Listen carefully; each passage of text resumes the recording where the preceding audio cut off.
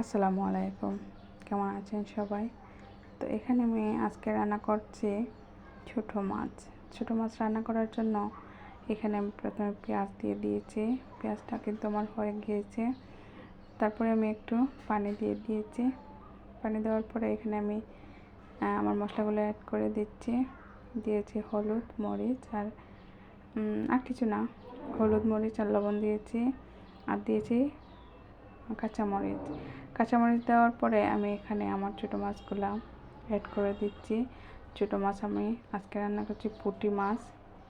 ছোটো মাছ আমার অনেক পছন্দ, যদিও অনেক সময় সাপেক্ষ, এই জন্য আমার বেশি ছোটো মাছ খাওয়া হয় না, কিন্তু আমার ছোটো মাছটা অনেক পছন্দ। দেখেন এখানে আমার মাছটা দিয়ে আমি কিন্তু ভালোভাবে কষিয়ে নিয়েছি। কষিয়ে আমি তারপরে পরিমাণ মতো ঝোলের জন্য পানি দিয়েছি।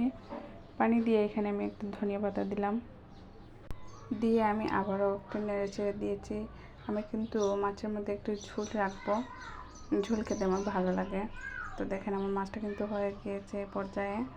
তো ধন্যবাদ সবাইকে আমার ভিডিওটি দেখার জন্য এতক্ষণ। শুভ দুপুর সবাইকে, ভালো থাকবেন।